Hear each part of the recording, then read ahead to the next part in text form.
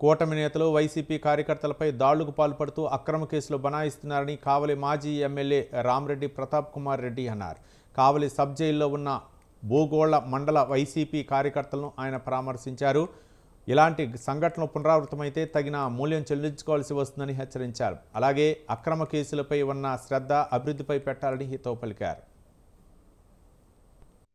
ఏ విధంగా కేసులు పెట్టారో ఆ వీడియోస్ కావలి నియోజకవర్గమే కాదు మొత్తం ఆంధ్రప్రదేశ్ మొత్తం కూడా చూడటం జరిగింది. ఊళ్ళో గర్భా జరిగితే ఇక్కడ వైఎస్ఆర్సీపీ వారిని కొడితే వాళ్ళు వచ్చి హాస్పిటల్గా జాయిన్ అయితే మళ్ళీ హాస్పిటల్కి వచ్చి దాడి చేసి వారిని ఏ విధంగా కొట్టారో ఆ వీడియోలు అంతా కూడా ప్రతి ఒక్కరు చూశారు. కొట్టడమే కాకుండా మళ్ళీ కొట్టించుకున్న వాళ్ళ మీద మా వాళ్ళ మీదే అక్రమంగా 307 అంటే దాంతో ఈక్వల్గా ఉండే కేసులు పెట్టి గత 20 రోజుల నుంచి కూడా సబ్ జైల్లో వాళ్ళు ఉన్నారు. ఇటువంటి దారుణమైన పరిస్థితి ఈ రోజు గతంలో ఎప్పుడు కూడా చూడలేదు.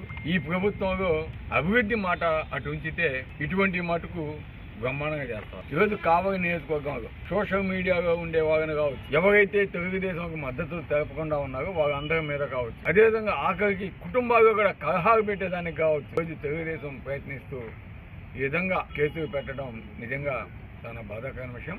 రఘు చెప్పినట్టు పైనుంచి చూస్తూ ఉంటాడు దేవుడు, వసతి ఎప్పుడు ఆ భగవంతుడే వాళ్ళకి ఎటువంటి శిక్ష అయ్యారో తప్పకుండా ఇటువంటి కార్యక్రమాలు మీరు పునరావృతం చేస్తే తప్పకుండా దానికి శాస్తి అయితే